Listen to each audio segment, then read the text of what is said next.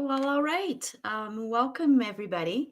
My name is Milena Garcia, and I'm with Ross University School of Medicine. I'm part of the student and university partnerships. I have been with Ross for, the past 15 years at this point. We are here to celebrate Hispanic Heritage Month. This is the last day of Hispanic Heritage Month, so we wanted to take this opportunity and celebrate one of our current students, Angie Ossa. Angie, thank you for joining us. Let's take a moment to have you introduce yourself. Hi, good afternoon. My name is Angie Ossa. I am currently a third year here in Ross, and I'm glad to be here. Tell us a little bit more about your background, your undergraduate institution.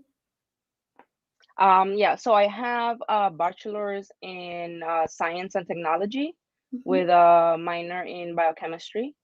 I went to school in Kane University in New Jersey, and yeah, I did my 4 years there. It's close to home, so I'm from New Jersey. And why Ross? It was just a great opportunity. I was kind of working in the field, and I decided to just get a jump start and go. And then Ross gave me the chance to go ahead and make my dream come true. So, if you don't mind, we're going to take this opportunity to elaborate a little bit more and highlight you as our guest in this monthly celebration that we're going to have here. So, if you don't mind, I'm going to ask you a few more questions about your experience. How's that? It's perfect. Okay. And we are live, and we are monitoring the chat. If you'd like to, anybody watching us live, if you'd like to post some questions for Angie or myself on the chat, we will certainly be answering the questions as well. Angie, was there a personal experience that influenced you to be interested in medicine? I wouldn't be able to recall because I've probably, like most medical students, wanted to be a doctor for like my whole life. But I think it's just the idea of the human body and being able to just know how it works, and if there's something going on with it, try to fix it. So that as a whole has just been amazing and interesting for me. And how has the experience at Ross been?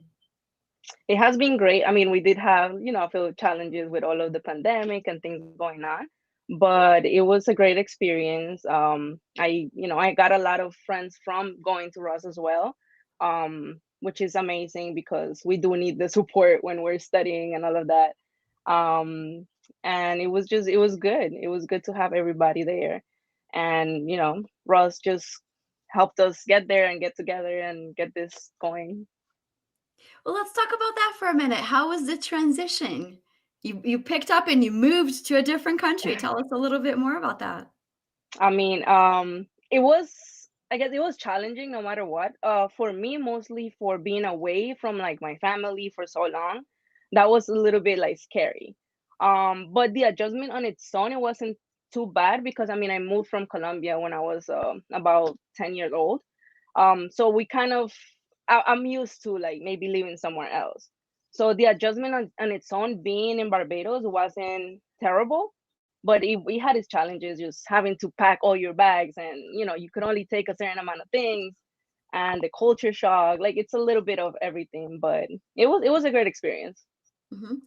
And culture shock it can happen, as well as the reverse culture shock as well. Tell us a little bit more about how you adjust to it. I would just say go with an open mind. Like, you never know what you're going to find. A lot of people, I know, I've talked to students and stuff like that, and they're like, "Oh, like, what is it like?" It's different coming from the US going to another country. But go with an open mind. Know that, Ross is there to accommodate you, and they are going there to help you, and you have people there that is going to help you with the transition. But just keep an open mind, be willing to just move around, like, know that you're not going to have your day-to-day things that you have in the US, but you have everything you need to survive.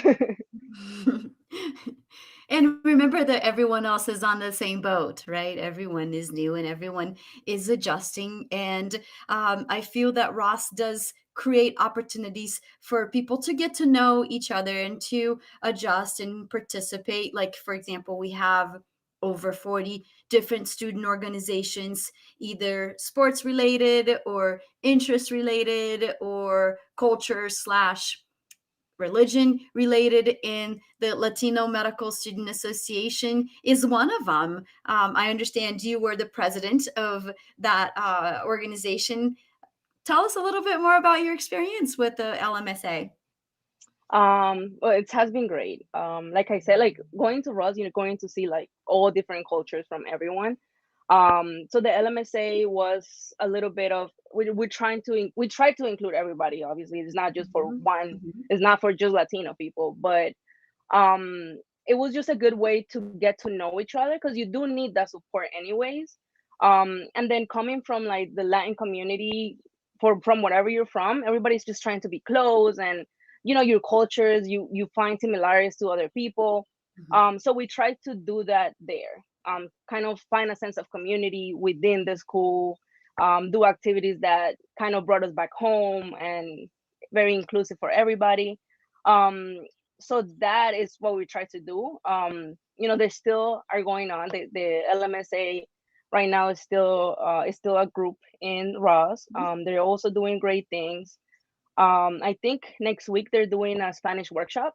So that's also like a great way if you want to, learn a new language, or you're gonna encounter a lot of Spanish patients in our careers. So Mhm, just to be able to speak to someone or know the medical terms in Spanish to do mhm. that, that's just amazing.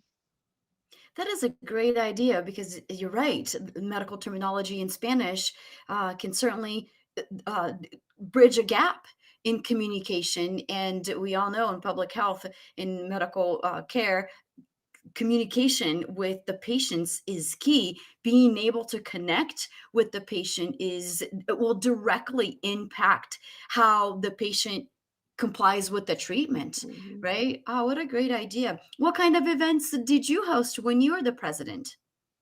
Oh, we had a lot of food events at the beginning. Because of the same thing about food, it was just there wasn't a lot of option when we first got there because the school was just opening. Mhm, So we started with a lot of food events. So it was very successful. We used to have lines for people to come eat. So we had food events. We also had a Spanish workshop. We did like a patient interview, everything in Spanish, mhm, just kind of get like everybody hands involved. We also did some clinical skills. So at the end of every semester, we have like a test, ROS test. So we try to facilitate that as well so that the students are more prepared for their final exams. So we did that as well. We had a fundraiser um, for domestic violence for the women in mhm. Barbados, and we donated all that money to them. So yeah. And for everyone listening on the call, we opened the new campus in Barbados in January 2019. But Ross University has been established since 1978. Um, why is this work with the Hispanic community important and meaningful to you? Well, personally being Hispanic, it has been, I would say like whenever I would go to the doctor or whenever my parents would go to the doctor, it's probably not likely that you're going to see a Spanish doctor or Spanish person there. So for me, I want to be that person to somebody else. So to somebody Mhm, else's family, just to see a familiar face, somebody that understands your language, somebody that mhm. knows where you come from. So I want to basically do that, or what I saw, the struggles that I saw growing up, and make that better for other people. Mhm. You brought up a really good point about the importance of there being representation, there being diversity in the healthcare field. Can you elaborate a little bit more about this? What is the importance of having this diversity available? Absolutely. So right now, I believe there's about 26% of the population that is either like a minority from Latin or Black Latino communities, and there is about 9% practicing physicians in the U.S. Mhm, Which that means that you're very likely not going to see a Spanish doctor or Mhm. Afro Latino in the field. And just most people, when you go to the doctor, you're at a vulnerable state. Like, you're worried about your Mhm. health or you want to check up or anything. And going to a place where like they might not understand you or you have to use someone else to interpret, like, is not the same. Um so because we have such a big population, it is very important for us to be represented as well. And then if you talk to anyone of your family, you always feel more at home, more safe when you could actually talk to your doctor and feel like you have an actual relationship, like they could understand what you're saying. Like, it's not just you being afraid, they might not understand how I'm feeling. Like, you could actually connect with that person. And I feel like that's huge for the Hispanic community. I know a lot of people go to the doctor and they don't even understand what happened. Like, I've talked to family members, they're like, "Oh, what did the doctor say?" They're like, "Oh, everything is fine," and they don't know, which is terrible because then they go back home, they're not gonna take their medicine because they don't understand what they're taking the medicine for. So, Very good point. We just had a question coming in through the chat that is asking you any tips specifically for ESL students, anybody whose English is a second language, when studying through medical school, and particularly for the steps. And the steps is the U.S. medical licensure exams, the board exams. Anybody on this call? right. I mean, it's difficult for us in general because it is our second language. So, I was born in Colombia and I had to adjust to the language and everything in the US. Um, so for us, like, if you grew up here, you already kind of know the language. It is either way, it's hard. Because there's still words and things that you might not fully understand. But for me, like, if you ever encountered that, the best way to do it is just go back to the books. Just go read, make sure, like, whatever you don't understand, look for it. The internet is wide and you can find anything. But you have to find what is the way that you learn.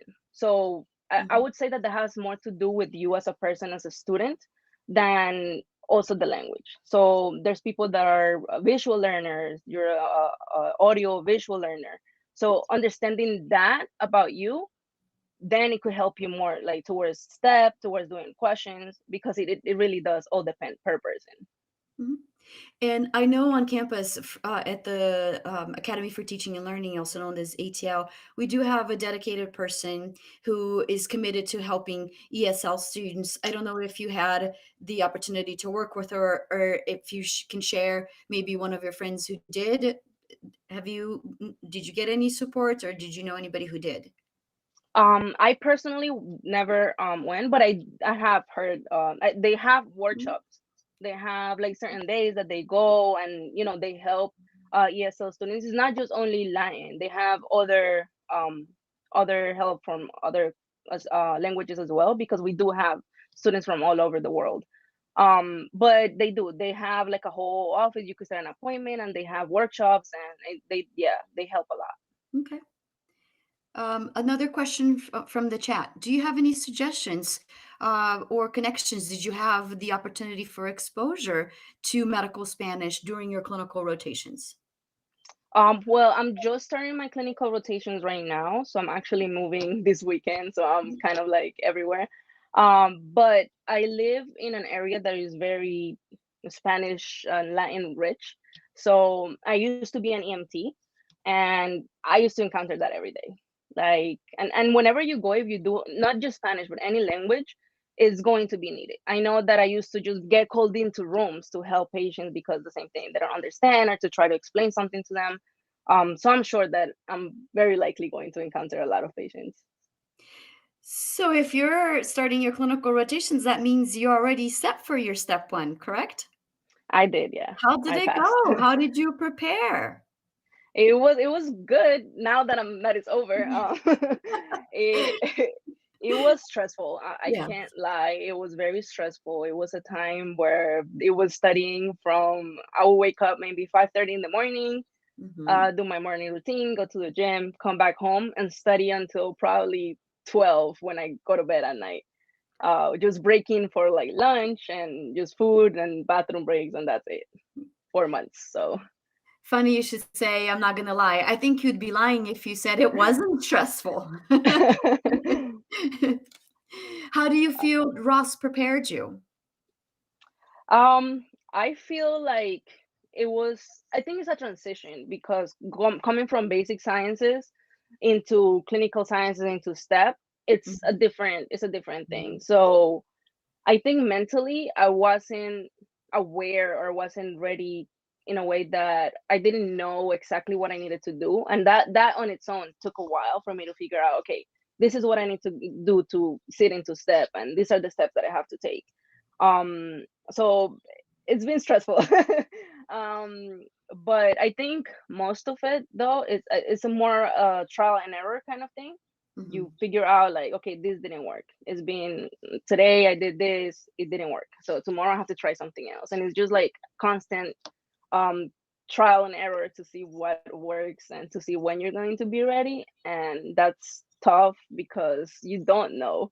It's like, okay, mhm. I think I'm ready, but you still have that anxiety of, okay, I have to sit, and this is important. I have to move forward. Um, but yeah, a lot of questions, a lot of studying. Is just trial and error. And you mentioned you were an ENT before EMT, excuse me, EMT before starting medical school. So you've been involved in medicine for a while now. How has the field changed for, let's say, let's narrow it down to the Latina women in specific, if any? I think it's a lot more inclusive now, especially as an EMT. It used to be a lot of, I would say, men work because we do have to carry patients. You have to make sure you have the strength to actually be able to do it. We do take like tests, like strength tests before Mhm. starting work and things like that because you have to be able to lift a certain amount of weight just in case in an accident. You have to be able to take the patient into the hospital. So I think back in the day it used to be mostly a men work, but now it's I used to work with girls like partners, so two Mhm. females as an EMT. So it has gotten a lot better. As for the Latin community, like I said, I do live in a town that is very Latin heavy. So Mhm. I used to work with mostly Hispanic people. But having been other places, in other towns, in other states, it's not the same. So it just depends on the area that you are. But right now, I think it's pretty diverse. You just have to have the qualifications that you Mhm. need to work. What are some of the struggles you feel you said you didn't encounter necessarily as a Latina because of the community where you were, or where you are? What some of the struggles other Latinas have faced? If you can, I hate to ask to speculate, but can you? And feel free to say no if you Absolutely. don't feel like you can speculate. No, that's okay. I think still to this in this moment, we still see a lot of discrimination. um Mhm, I have faith, like I've gone to places where they literally will just tell you, I don't want you to treat me, or I want somebody that speaks the better English, when I mean you speak good English. But that's still things that happen in a day-to-day basis, and it's still like that in the hospital. Heard about stories where people are just like, I don't want your kind of people to be treating me. I want someone else. And I mean, that hits you because you have been studying for years, and it doesn't really matter where you come from. Like, what you know and your education is the same. So we do have measures in the hospital and things like that, for this kind of issues where it's not okay, or like, but at the end of the day, the patient has their right to refuse treatment if they don't want treatment. But you still see that a lot. mhm. And how would you like to see the career landscape changing for Latinas in the future? I mean, for it to be more inclusive as a whole. Right Mhm. now, like I said, is very low population of Latin um people in the field. I think it's just hard in general because growing up, you don't see a lot of people that are already in the career. So, speaking for my personal experience, I had to figure it out on my own. I had to Mhm. search and do all my research to see how I could get where I am because I didn't have that anybody like trying to tell me, okay, this is what you have to do.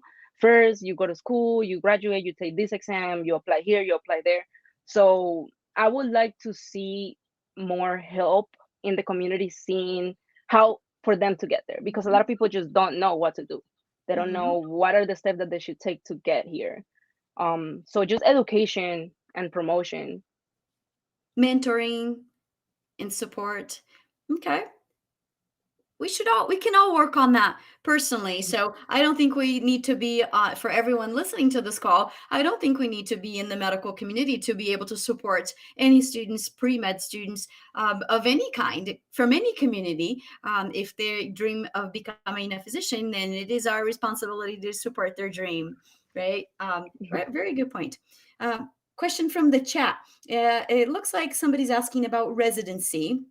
So I'll preface by saying that Angie's in clinical rotation, so she's not applying for residency yet.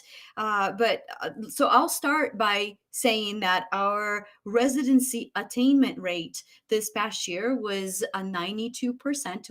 Ross University, we had 579 graduates go into US and Canadian residencies. Now we don't have a class of 100 of 600 people. We do have 3 semesters a year. So Ross Mhm. University does start on a trimester system, which means we have 3 classes ending every year as well. Residency only happens once a year. So the 3 classes go in together in that same annual match event. And this past year, the 579 graduates was the equivalent of 92% match rate. I strongly encourage everyone to look on our website. There are 15 years already posted online as far as where those residency attainments were. Now, on a different note, Angie, then would you mind maybe elaborating on how the residency process works and what you will be doing in a year and a little bit? Yeah, so it's a lot of well, so right now I have to do my clinical years. I have to rotate through different fields of medicine. From there, also get some letters of recommendation, get some good connection networking. But the most important thing for to get to residency, we have to pass our steps. So step one, Mhm. step two, we have to do CK. So those are like you have it's like check marks you have to do. Apply here, do your testing, make sure you do your clinical years, make sure you do well, and then you have to start your application. So for the application, you have to Mhm. have done everything that I just said. And then it's just basically done everything through the computer. You send all of your letters, you send all your scores, and then you pick where you would like to go and you send your applications there and then they review everything and then once they do that they come back and they tell you you matched here you matched there and from there you go on but there's still some time for me to get to that point but And then the stress level goes up again. oh yeah always there's always some stress. Now, I wanted to point out to everyone on the call, if you noticed, Angie said you fill out the application. I wanted to elaborate a little bit more on that because sometimes I get the question, about our residency placement. I wanted to clarify. Fair question to ask about residency placement, but please know the medical schools don't place you into residency. It's a very active placement, as Angie mentioned. You are filling out an application, you're showing up for that interview, and convincing that committee that you're the best candidate for that job. That's what it is, right? It's your first job Mhm. Yeah. outside of medical school. So it is important to develop your application for that job. And the main criteria, and Angie, keep me honest here, the main criteria, as I understand, for residency is they will be looking at your performance during the boards and also your recommendation letters. Mhm. And those are not the letters that you're getting from your pre-med advisors, are not even the letters that you got from our Ross faculty. Those are the attendings that you're rotating with during your clinical rotations, right? So backtracking in order to get really good recommendation letters in the clinical setting, you have to have developed those clinical skills before you got there. And that's why at Ross we do emphasize include the clinical training as early as the preclinical to try to develop those skills, so by the time you get to the clinical training, you're already impressive and showing off your skills, so you can get good recommendation letters. Is that correct? Am I That's giving out? exactly what that's Nice. exactly what it is. So this is your time to start developing some good connections and networking for the possibility for residencies, right? Yeah, I mean, like, the clinical years, that's basically it. You do want the whole point is for you to learn, get some experience in the field, Mhm, but this is where you're going to get your letters of recommendation. So mhm, try to get to talk to your attendants and be as aware and as there as possible so that you could actually get some really good letters. mhm. And I know that about 50% of the clinical students change their mind about what they're going to do and where they're going to go. But, and I won't hold you to it. Do you already have an interest in mind as for specializing? I mean, I was an EMT, so I kind of have that emergency background. So I Mhm, definitely love emergency medicine. I like trauma, I like surgery, I like ortho. So a lot of things, but the same thing that you said. I've heard that from a lot of colleagues, and they say the same thing. It's like, yeah, you go in thinking something, but once you start doing your rotations, you start getting your hands-on experience, you might change that. So I was like, okay. I mean, mhm. I have an open mind, but that's what I like so far. And what were some of your most important experiences at Ross so far? Um, I think I think just being there as a whole. I mean, I we did talk about going to a whole different country and settling and all of that. But in a way, it's a good thing because you are more focused on what you're doing. So, I mean, being home is great, and I love being with my family. I love being back home. But when you're in that setting where you have to study all day, every day, it's good to have to be kind of far, so you don't have all those distractions that you would have at home, as well as just everybody's on the same boat, like you said, everyone just came from somewhere else. So just having all of your colleagues, all of your students in the same place is great just to study.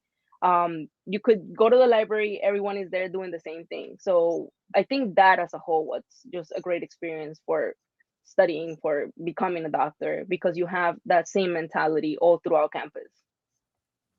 You brought up another point that I get asked often when I'm talking to prospective students.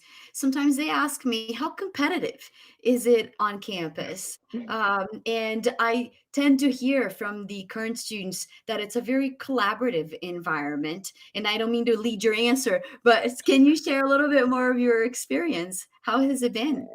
Absolutely. It's not you would I think a lot of people think that people are just trying to compete against each other, but it's really not. At least from my personal experience, it wasn't, because everyone is in the same. We're all studying really hard to pass our exams, to study, and when you're in that setting where you know how hard it is, you're not trying to compete with each other. If anything, you're trying to help each other out. So we would have like study sessions, and then we will ask each other questions, and we used to play games and things like that would help us study. So it's just more about helping each other out. I didn't encounter anyone trying to just like, oh, I'm on my own, like do your thing now. It's always like, oh, what do you need help with? Or maybe we could study this together. You're very good at this and I'm very good at this. Let's collaborate. That kind of environment. Mhm. There's a question here that says, "What's next for you in your career?" So you're in your clinical rotations. Maybe can you elaborate a little bit more about the core and their elective rotations, and then if you have anything more personal to share about clinical. I think you sort of alluded to the emergency medicine already, but so what's next for you? So right now I'm back home. I'm in New Jersey. This is where I live. but I am going to be moving this weekend to Maryland, Washington, D.C. area, which is where I'm Mhm, going to start my clinical rotations. mhm. I start on the first, and so what we do is we just rotate through different. These are the cores, so we have to do these rotations. And then we're just rotating through different areas. So, for example, family medicine, we have psychiatry, we have surgery, and then we do this for a year. Um, And and those are the after core rotations. Those are the this, required yes, rotations. No matter which interest you have, you're required to go through these rotations. right. So Mhm, you need these rotations to graduate. This is part of your clinical years. You need this.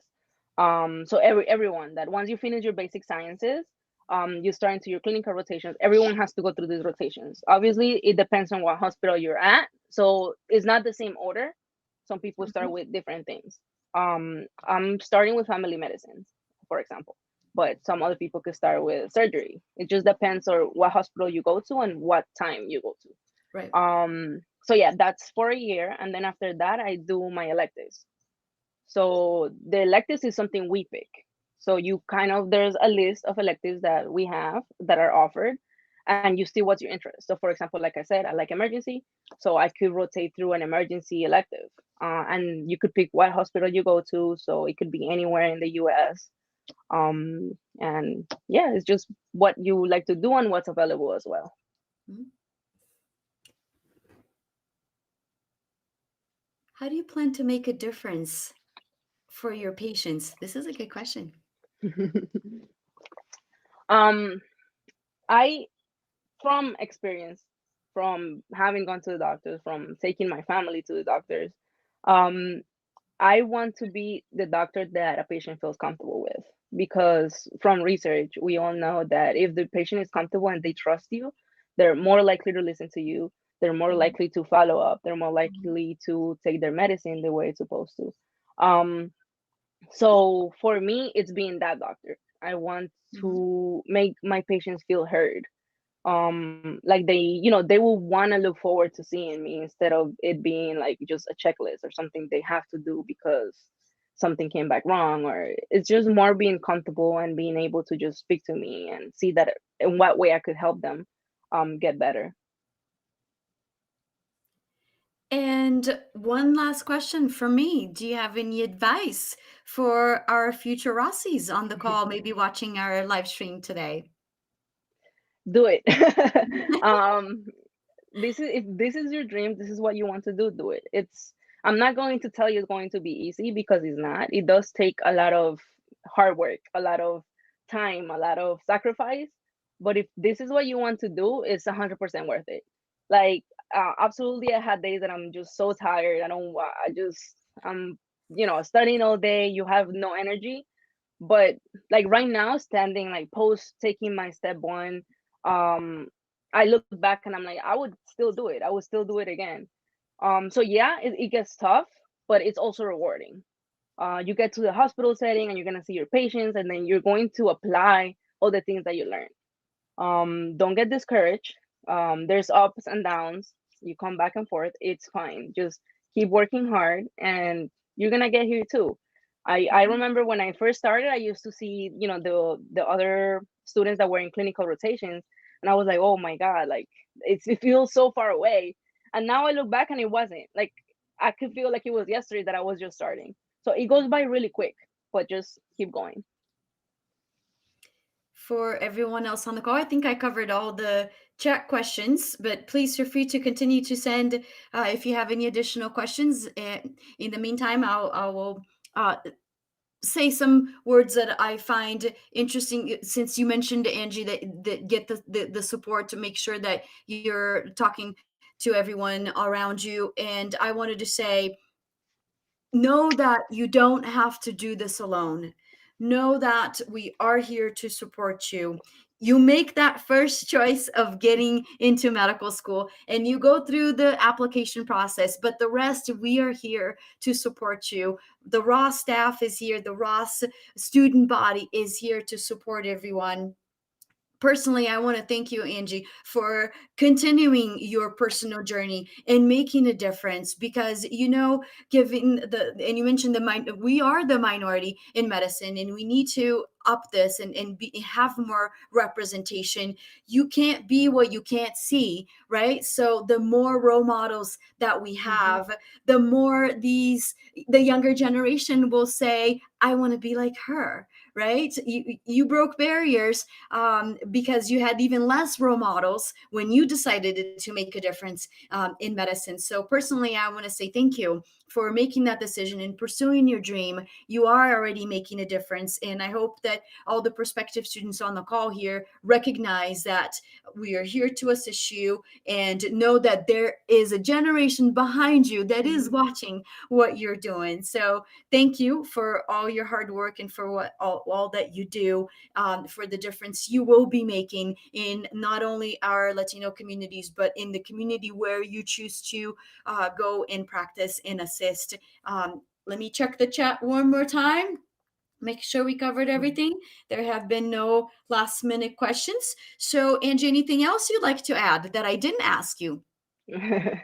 I think just going off on the same note that you were just saying, I think the also the good thing about Ross and the Rossies in general, everyone is very helpful. So if you have any question, if you see somebody, you just ask, because 100% of the time, they're going to tell you something. They're gonna, if you have a question, just ask.